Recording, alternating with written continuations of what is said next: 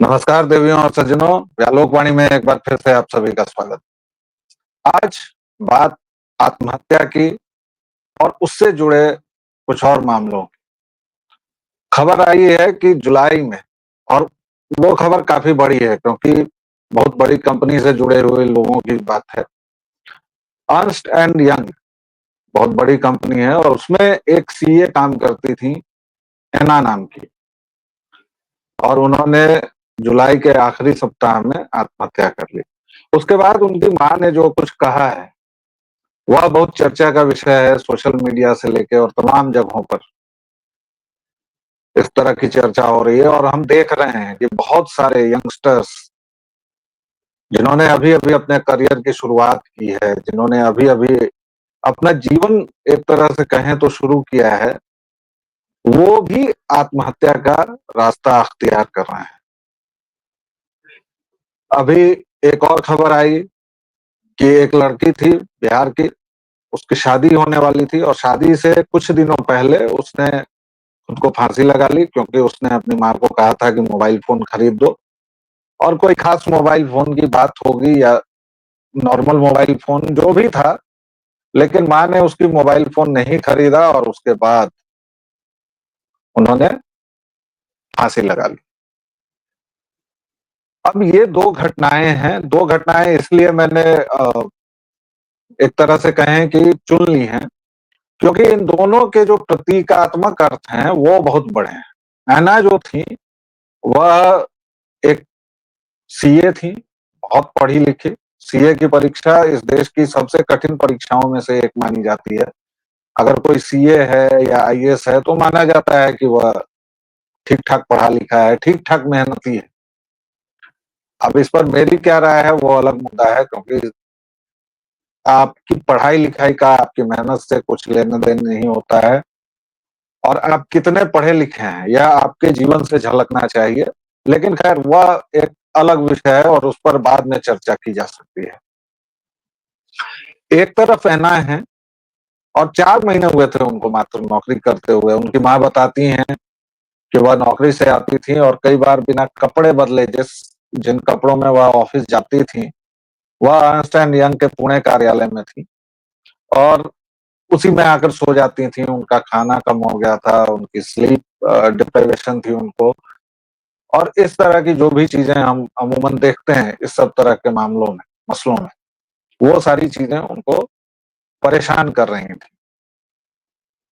दूसरी तरफ एक लड़की है जिसकी शादी हो गई।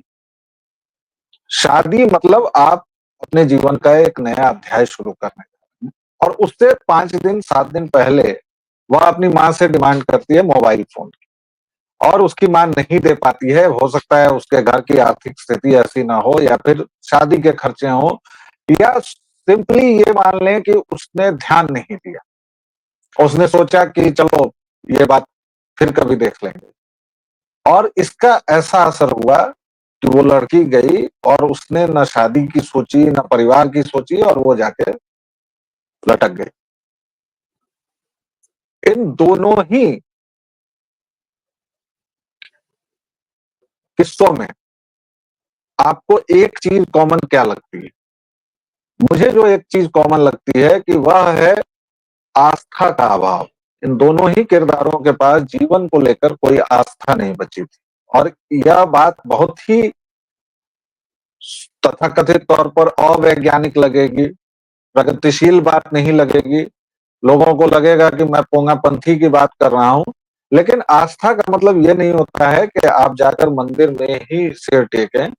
आस्था का मतलब ये नहीं होता है कि आप मस्जिदों में जाएं, चर्च में जाएं, गुरुद्वारे में जाएं। नहीं, आस्था का मतलब होता है किसी व्यक्ति, विषय या भगवान या किसी भी चीज में आपका दृढ़ भरोसा होना चाहिए, और सबसे पहले तो आपकी आस्था आप में होनी चाहिए। देखिए, जीना बहुत कठिन है और मरना बहुत आसान। ये वाक्य मैंने तब लिखा था, करीब 7 साल हो गए इस बात को लिखना, जब मेरे सुपुत्र हुए थे और वो पैदा होने के साथ आईसीयू में चले गए थे, एनआईसीयू में, और करीब 47 दिन वो रहे। 47-48 दिन, उसके बाद वो निकले। उसमें एक बहुत ही जो झंझा का समय था और जो बिल्कुल जिस दिन मैं परेशान हो गया था, 35वें-36वें दिन की बात थी, उस दिन ये अचानक लगा कि ये बात मुझे अचानक जैसे कौंधी, जिसको इल्हाम कहते हैं, वो इल्हाम हुआ। मुझे लगा कि नहीं, जीने में बहुत सारी कठिनाइयाँ हैं और वो हैं, उसको आप बदल नहीं सकते हैं, उसको आप चेंज नहीं कर सकते हैं, क्योंकि वो उसको आप गणितीय अध्ययन से, ज्योतिष की भाषा में कहें कि ग्रहों की चाल है। अगर कोई भक्त है, कोई पूजा पाठ करने वाला है, तो वो कह सकता है कि भगवान की यही मर्जी है। कोई नियतिवादी है तो वो कह सकता है कि नियति का खेल है। अगर आप सनातनी हैं, हिंदू हैं, तो पूर्व जन्म में मानेंगे तो पूर्व जन्म के कुछ फल हो सकते हैं, पाप पुण्य का बटखरा हो सकता है। लेकिन हर एक मनुष्य, इस पृथ्वी पर जो भी मनुष्य है, उसके जीवन में सकारात्मक और नकारात्मक दोनों ही शक्तियां मौजूद रहती हैं। अब ये हमारे ऊपर है कि हम किस तरह की शक्ति को लगातार देखते हैं, लगातार उस पर बात करते हैं, लगातार बढ़ाते हैं। दूसरी बात, ये व्यक्तिगत बात मैं बता रहा हूँ, बहुत व्यक्तिगत बात है, हालांकि उस पर मैंने एक किताब भी लिखी, वे 47 दिन, और उसको आप चाहें तो अमेज़न से मंगा सकते हैं।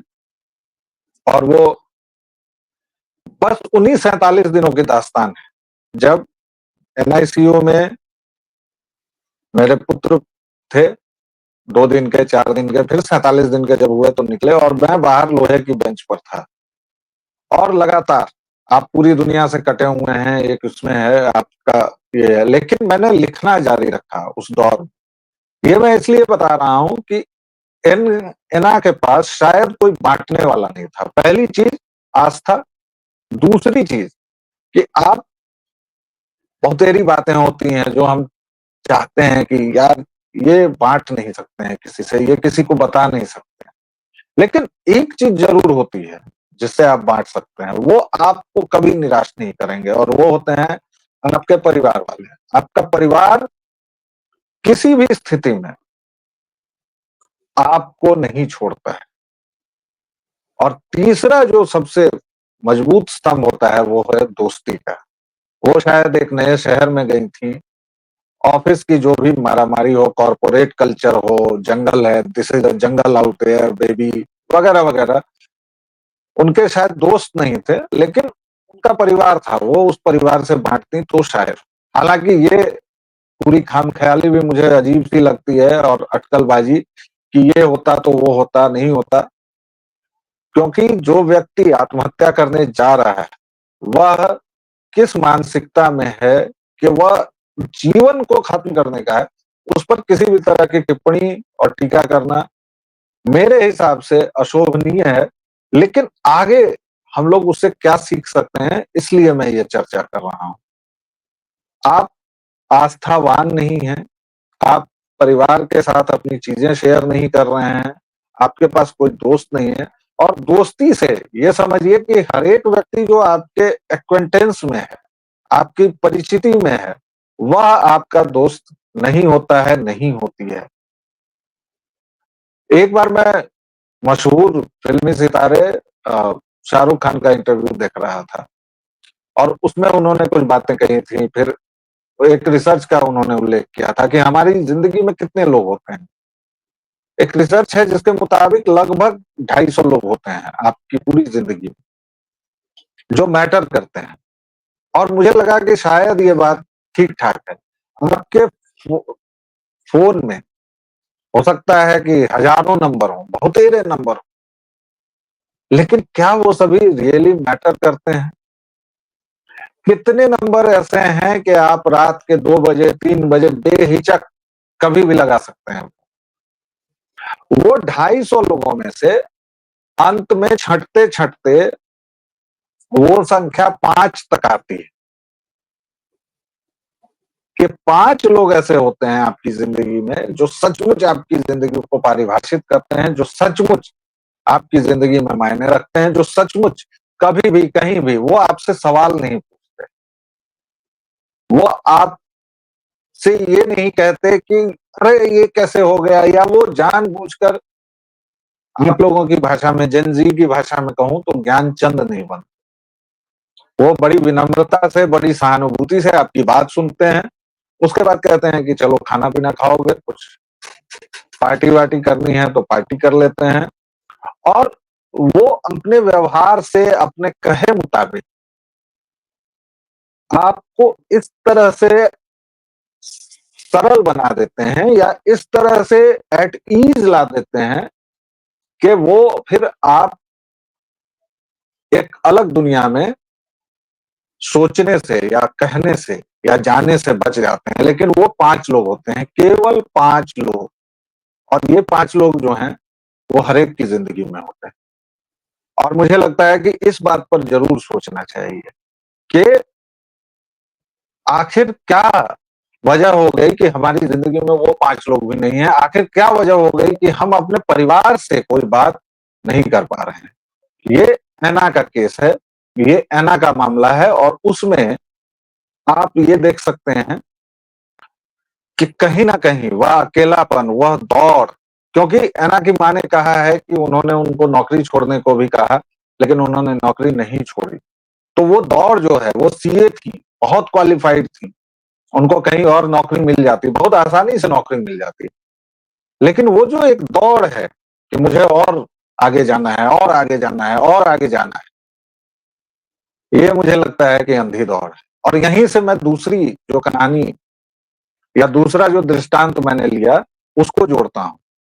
वह लड़की जो एक फ़ोन के लिए अपनी जान दे दी।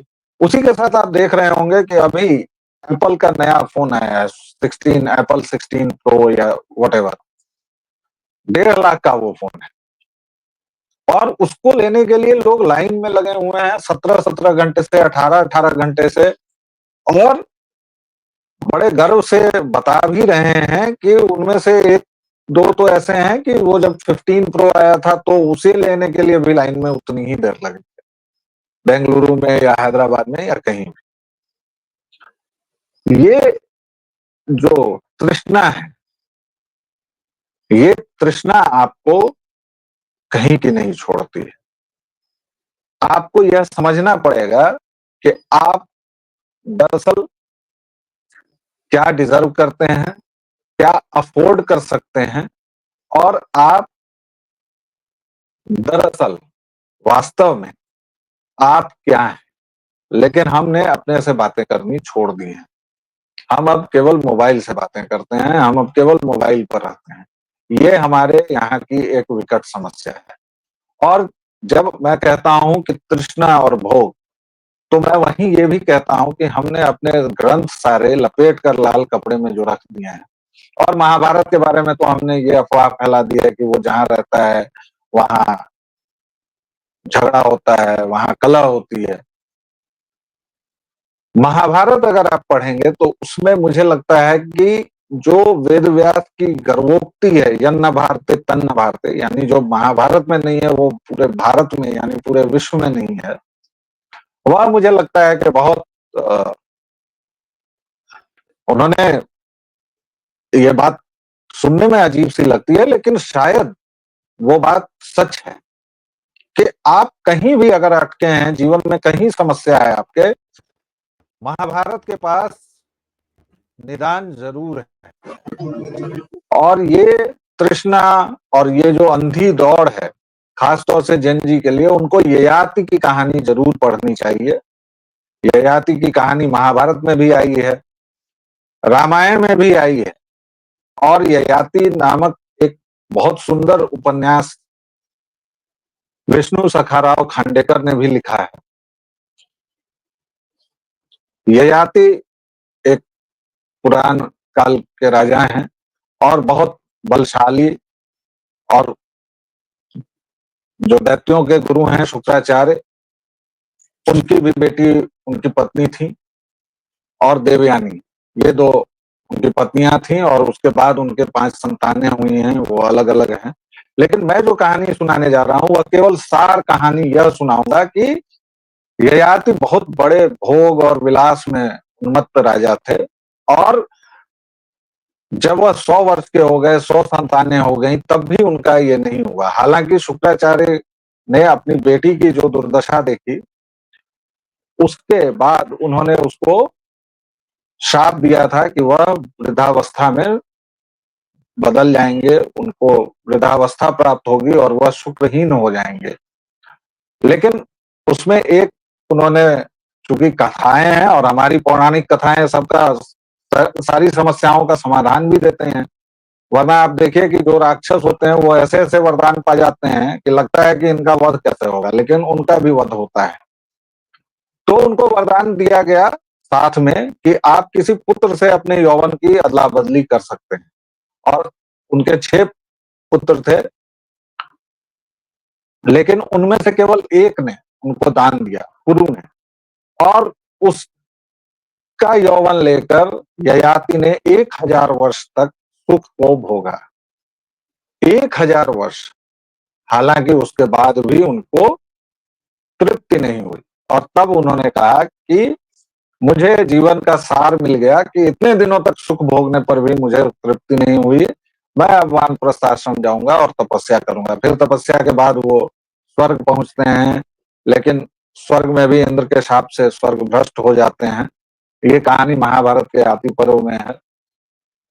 और फिर जब वह भ्रष्ट होकर लौटते रहते हैं तो फिर उन्हें अपने दौहित्रों यानी नवासों से मुलाकात उनकी होती है, और उनकी विपत्ति देखकर सभी अपने पुण्य के बल से उनको फिर स्वर्ग लौटाते हैं।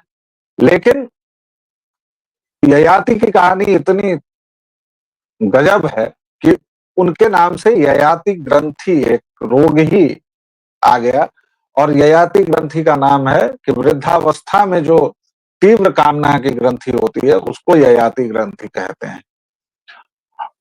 ययाति ने अपनी वास्तविकता का जब उनको बोध हुआ 1000 वर्षों के बाद, तब उन्होंने कहा था, भोगा न भुक्ता वयमेव भुक्ता, भोगा न भुक्ता वयमेव भुक्ता, तपो न तप्तम वयमेव तप्ता, कालो न यातो वयमेव याता, तृष्णा न जीर्णा वयमेव जीर्णा। यानी भोगों को हमने नहीं भोगा, भोगों ने ही हमको भुगत लिया है। हमने तप नहीं किया, हम स्वयं तप्त हो गए हैं। काल समाप्त नहीं होता है, हम ही समाप्त हो जाते हैं। तृष्णा जीर्ण नहीं होती है, जीर्ण मतलब पुरानी, बूढ़ी, बल्कि हम ही जीर्ण हो जाते हैं। अंततः घूम फिर कर अगर हम आए तो 4 बातें आपको ध्यान रखनी चाहिए। पहला, कोई ऐसा हो जिससे आप अपने मन की बात कर सकें।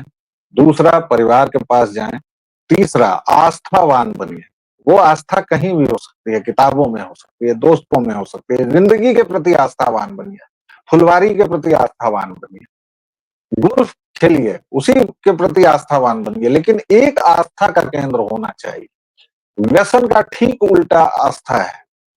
आप व्यसन को गले लगाते हैं अक्सर, लेकिन व्यसन को गले नहीं लगाना है, आस्थावान बनना है। और सबसे अंतिम बात, ययाति ग्रंथि को याद कीजिए, और ये हमेशा याद रखिए कि कामनाओं का, वासनाओं का, इस अंधी दौड़ का कहीं कोई अंत नहीं है। और प्लीज प्लीज प्लीज, जीवन बहुत मूल्यवान है, बहुत कठिन है, मृत्यु बहुत आसान है, लेकिन जीवन का चयन कीजिए और बुलंदी से जिए, बुलंदी से रहें। मुश्किलें बहुत आएंगी, बहुत आती हैं, लेकिन इसका मतलब ये नहीं है कि हम इस खूबसूरत दुनिया को छोड़कर चले जाएं। फिलहाल इतना ही। दर्शकों, व्यालोकवाणी पर अपना स्नेह और प्रेम बनाए रखें। कई दर्शकों ने शिकायत की है कि मैं अंत में अपील नहीं करता हूं, तो वह मेरा अहंकार नहीं है, वह घमंड नहीं है। प्लीज इसे लाइक, शेयर, सब्सक्राइब करें, और प्लीज अगर आपको ये बात अच्छी लगती है तो दूसरों को भी बताएं, दूसरों को भी दिखाएं। फिलहाल इतना ही। धन्यवाद। जय श्री राम।